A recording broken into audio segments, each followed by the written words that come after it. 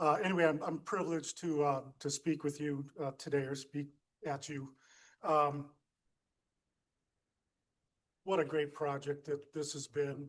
I have to thank a lot of different people before we get going. Number one would be all of our boards of trustees over the years that supported efforts on the ground conservation, restoration work. Have to thank the late Dr. Wayne Shenham, who was a spearhead of this. The great visionary, if you know him, Ed Collins, great idealist, just to be able to put dreams into action. Have to thank Brad Woodson, who was my manager at the time, and then also my cohort, John Avang, who was also a restoration technician with me when we were doing the initial part of this project 26 years ago. So I was 32, 26 years ago. So that was so why is this still relevant today? Because it's cool. It is. And the reason why it's cool is that it was really the first large scale river restoration here. And a lot of people do it now, and it costs a lot more money than it did for us way back when. Our drawings were, you know, from the U.S. Army Corps of Engineers, but it was on a piece of paper, right, with line drawings of what you need to do. So I don't have all of that. I only have 15 minutes. So I do need to put my timer out, because I'm sharing the stage with Steve. So I'm going to go over some things real quick. So it's really cool. I got that going. All right. So this first picture here shows you the scope of what we're doing. If you're not familiar with McHenry County Conservation District, we own and manage about 26,000 acres in McHenry County. This is Glacial Park, or part of it. Glacial Park's about 2,700 acres or something like that. Big, huge, expansive grassland and wetland complex that we've recreated. Phenomenal. We're southwest of Richmond, Illinois. So Route 12 is in the background, right underneath the Nippersink. There is where Route 12's at. Going down to McHenry would be off to the right. So this picture highlights one of our stages of this Nippersink Creek restoration project, and this is one that we did in 2006 after we had done the Nippersink Creek main 3 phases. The first one was in 1999, 2000, and then 2002. So I'll go over those in just a minute, but wanted to highlight this because this shows you the scale of the restoration work that we're able to do. And it's phenomenal. So these white little dots here going down, there's 20 different riffles that are set at 1 foot to have a spring run that comes out of the side of the hill, come down into the wetland, because it was kind of an erodible gully. And some of it was in tiles, and to be able to put that back out on the landscape. You can see the open dirt here of a big wetland marsh, and I'll show you some pictures. So the very last, one of the last slides I show will show what this looks like today. So pretty cool. So this is an 1872 plat map of the same site, just looking from the south to the north. The other one was from the west to the east. So this is from the south. Most of my pictures now be from the south. Does anybody know what a came is? Okay, for those of you that don't know what a came is basically a geological formation that forms from a river on top of a glacier. And the river can either go off the side of the glacier or the end and form what they call a delta or a delta came. These are actually what they call moulin cames or mill cames. So there was enough crevasses in the ice that all the chemic material coming down actually made it milled out in area and formed like a cone shape, like an hourglass, right?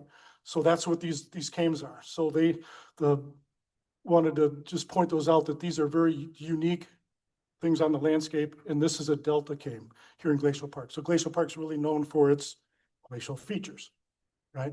So jumping forward a little bit, so here's 1939 air photo. What's interesting to me is all of the different brush that's up in here as well. You can see this is a beginning of a farm. This was owned by Northern Pump Farms, and they had a couple thousand head of cattle. So I pulled over at least 30 or 40 miles of fence out of Glacial Park. So anyway, you can see they're already starting to mine. This came here. You can see this came here. There's one here. There's one underneath there. And then there's another one that's right here. So the farmer with Northern Pumps back in the early 50s decided to fill in the creek. So if I go back, you can see the meandering creek. This is a 1987 air photo, but in 1954 air photo, you can really see it because they've got this. This is about halfway mined out, and they built a road along this ditch. So they took a 2-mile section of stream and buried it. Why? So Bessie the cow wouldn't get stuck, and they'd have more of a continuous pasture, right? Also gets the water off the landscape faster. So they made a 1-mile-long ditch. So that's 1987. So I'm going to jump ahead past, but show you some different phases of some things. So that's what the farmer did. So in 1999, we did phase 1. And phase 1 would have been north of this valley road. This is phase 1. So we took a 1-mile-long ditch and turned it into a 2-mile-long meandering river. Very cool. So phase 2 then was south of this valley road, coming all the way down here to our Keystone canoe launch.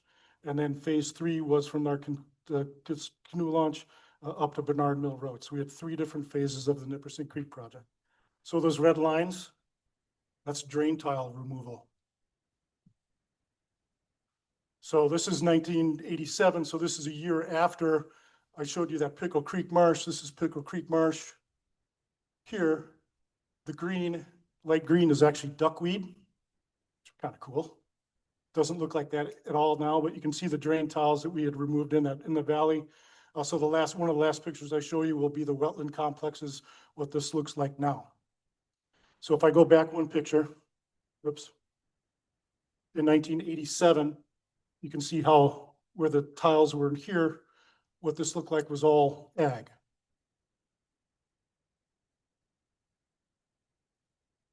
Got 9 minutes. So with different phases, right, that we did. So what does this look like? This is the chemic material from 1999. We call this actually being in the trench. Would OSHA like this today? Absolutely not.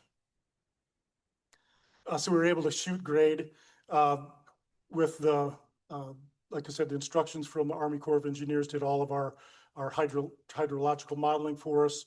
We had 36 different transects in this phase 1 and then or stations basically, and then locations in between, so we knew what kind of grade and where to do it.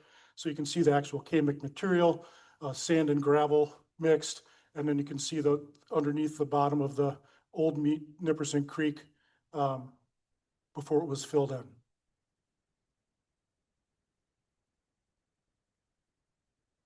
So how do you do it? So the phase 1, phase 2, and phase 3 ended up being about 3.5 miles of river restoration.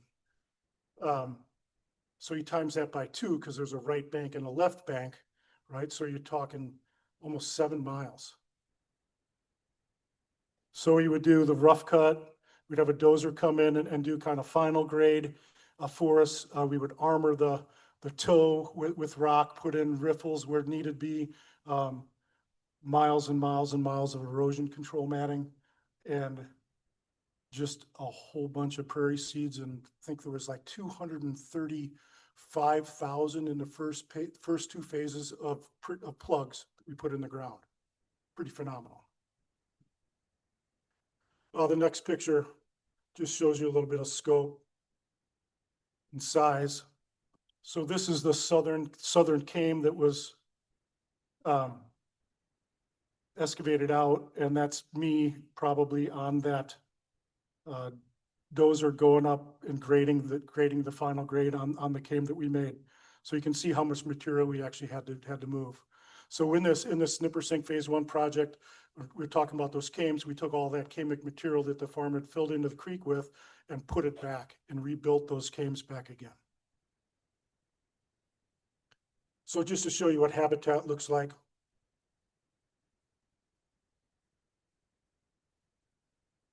This is from our Valley Road Bridge. So this is actually looking at our phase 2 of our Nippersink Creek project. Upper left is before from the bridge. One to the upper right there is after we took all of the tree material down, but before it was restored. Here's actually in the different phases of restoring. So you can see the trucks were up here with the excavator starting to do rough cut stuff, and we had a dozer come in, and so we're doing seeding and erosion control matting. And then this is what it looked like afterwards. Pretty cool.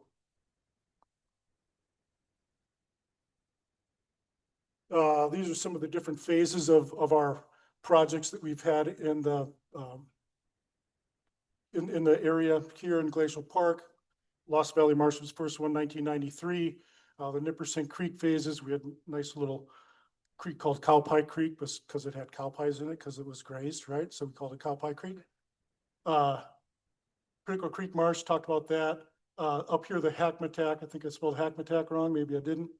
National Wildlife Refuge, Nippersink Creek Restoration, 2004, phase 5. So this is the one that we're going to highlight. Steve's going to talk about, and I'm going to talk about for the next 5 minutes here. But it's up in this area of the Nippersink. There was a spot where we could not close the ditch in the first and original project because we didn't own on the other side of the fence or right up to the river or up to the ditch. So this cooperative project in the future is what I'm going to be talking about here in the next 5 minutes. So here's kind of after the whole valley's restored. Streams are very dynamic. It doesn't look like it did, 26 years ago, but it's still really great for habitat. So this is the Hackmatack National Wildlife Refuge Nippersink Creek Restoration Project that Steve's going to talk about, and we're on the very southern edge of it right here. So we took this ditch and closed this ditch, had a water control structure, a riffle here that we took out, and then we re-meandered the outfall of this Pickerel Creek Marsh into this pond. So 26 years later, 25 years later, that's what we did. So here's our engineering drawings. The red is where we wanted to close the ditch fully. Then we had a partial ditch closure up in the top. The blue is kind of where we're going to get our material. The little blue line, skinny blue line with the little pink dots on it are the stream that we're going to make. And then we had elevations for possible riffles. So the purple dots would have been riffles that we could have put in, but we wanted to just put one riffle in, so we're able to do that and have it be flat. So I'll show you some pictures here in just a second. So here's some equipment of what we did. The top one's kind of a 360 picture around, but just shows the in concert of equipment being operated all at the same time. And you can see this is like the end of the day, or it must have rained or something like that to go out there and probably didn't work for a day, letting the sun dry things out. So this is just some of the tools of the trade that we did to do this project.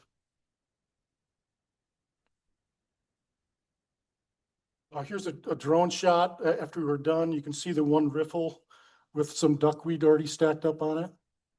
What's interesting too, I don't know if you can pick out all of the 34 white egrets that are in the pond, which is pretty cool. So this shows you the scope of the project that we did. It was about 1,200 maybe feet of meandering outfall from Pickerel Creek Marsh that we did. And you can see the ditch closure that we had done as well. This also shows the project that Steve's going to talk about and shows the ditch closure that they did there, but I'll let him talk about that.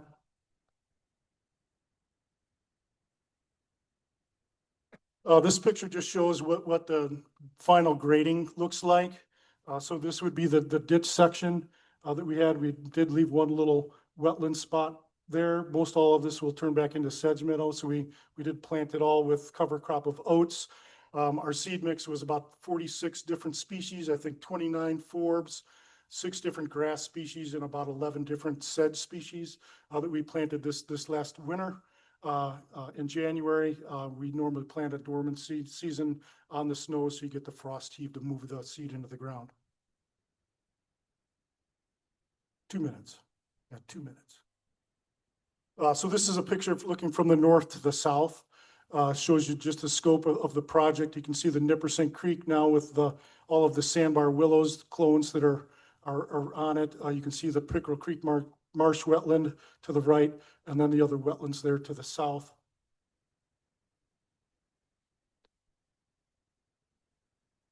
And here's Pickerel Creek Marsh with all of the different wetlands that we made. So here's the Valley Road. You can see this big wetland complex here that was agriculture in 1987. And just the expanse of the wetland communities that we're able to put on the landscape. And that's my final picture. So that's me.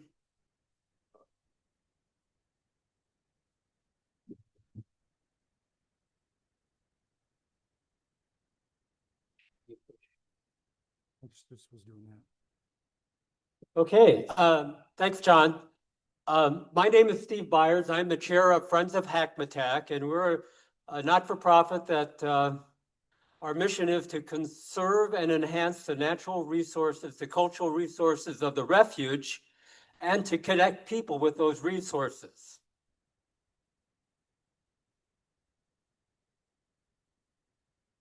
The Friends applied for a community project funding grant with Congresswoman Underwood. That community project funding was graded on how well that project would provide water quality benefits, reduce flooding, and provide wildlife habitat. We received that grant, $975,000. And one of the reasons that we received that grant was that we documented the ecosystem services that those restored wetlands would provide. Earlier this afternoon, Dr. Winden talked about the economic values that we ascribe to clean water. He didn't detail very much the ecosystem services that some of these habitats provide. And in terms of wetlands, they provide upwards of $30,000 annually, and that's because they reduce flooding, provide water quality benefits, and provide habitat, and in this case, groundwater recharge, which is important to the citizens of McHenry County. And I've highlighted here the source for some of that information that you can go to get information about those ecosystem services. Our grant application also scored high because the project is located within the Tamarack core of Hackmatack National Wildlife Refuge, and this resonated with the Congresswoman as well. And this project builds upon the work that John has just shared with you, now over 30 years of work to restore the Nippersink Creek at Glacial Park, beginning in 1999, continuing with Pickerel Creek, Section 206 projects, and the project that I'll be talking a little bit more about is right there at the top. What are the tributaries to Nippersink Creek? There it is, a lot of hydric soils. We looked at dated aerial photographs to give us a sense of the watershed. This was important for our planners as they developed a restoration plan for us. You can see the extent of the wetlands, some of the headwater streams that were documented back then. And this is a close-up. Back in 1939, there's still some evidence of farming in the southern portion of the project area. But for the most part, back in 1939, that water sheet flowed across the wetland basin. And that's what we wanted to try and accomplish again. But by 1967, a lot of changes have occurred on the landscape. Now it's a straight ditch. That water is conveyed from the north to the south to Nippersink Creek via a ditch, about 3 feet wide, about 2 feet deep. A lot of changes in the landscape over the course of really little more than 30 years, one generation of farmers. By 2005, some additional changes to the surface hydrology, but also by then we were beginning to see the impact of woody invasive species on this site. These are some of the obvious challenges regarding restoration of the site. Here you can see some of the site cast from the ditch itself. And this is the plan that was designed by Hay and Associates, Dave Kraft, Phase 2. A lot of detail there, and I'm going to summarize it in a couple of images here. Again, the project site, you can see the ditch itself, side cast berms on either side of the ditch. But you can see that some of the project components included removing the invasive brush, restoring the hydrology, and then ultimately a plan for controlling invasives and providing seeding. Project design included location and size of those drain tiles, how much water was moving through those drain tiles, flow rates, watershed characteristics, design features. And we also, of course, had to work with the U.S. Army Corps of Engineers to secure the permitting. One of the components of this particular project was installation of rock weirs, beaver dam analog, to once again force that water to begin to sheet flow across the entire wetland basin. So this is phase one. We hired Stantec to remove the invasive brush. Interesting little story. You can see the bobcat there, the lower right-hand portion of the screen. The NRCS administrator, we told her we had a photo of a bobcat, and now she thought it was an animal. So you can tell there was a disconnect between the NRCS personnel and the people talking about bobcats for this particular project. Phase two included restoring the hydrology. Several thousand feet of drain tiles have been removed there, obvious on the left. But then also you can see the machines that were used by Integrated Lakes Management to install a rock weir. One of the rock weirs is just visible in the photograph on the right. This is a team. I want to thank the staff of the Conservation District. They've been great partners. They're on site virtually every day, and they give us a lot of heads up with regard to what's going on in the project site. Pictured here, a team from McHenry County Conservation District, Friends of Hackmatack, Integrated Lakes Management, and then on the right is Dave Kraft with Hay and Associates. In addition to restoring the hydrology, there had been an earlier effort about 4 or 5 years ago to begin to introduce prairie to the site. And so the Friends wanted to take advantage of the opportunity to conduct a controlled burn. So the Friends, again, with the support of the McHenry County Conservation District, were able to burn a large portion of the site, over 100 acres in one afternoon. Again, what we want to do now this growing season is to assess the response to the native seed bank and then order the appropriate seed mixes to complement what shows up naturally. And then also the remaining dollars that we have also will go to REF for another round of control of Phragmites and reed canary grass and some woody invasive reed sprouts. So this is a picture that was taken this winter. And if you recall, that water previously was conveyed via a ditch across the landscape. Now, even early on in our restoration project, you can see the evidence of the success of those rock weirs. Water now is beginning to pile up, back up, and sheet flow across the wetland basin. So this is a picture we'd like to think of Renewal, and again, it builds upon the incredible work that the McHenry County Conservation District had initiated 30 plus years ago to begin to restore the Nippersink. And this is just one additional chapter in that effort. Thank you.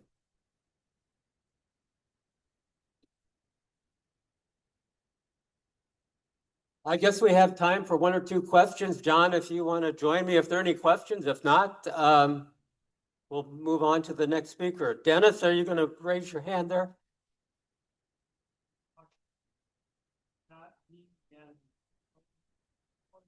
No, the water, there was no channel to speak of. The water sheet flowed across the wetland basin. So there was no identified wetland channel even back in the 1939 photo. So again, our challenge and what we wanted to accomplish was to force that water to sheet flow across the entire wetland basin like it once did.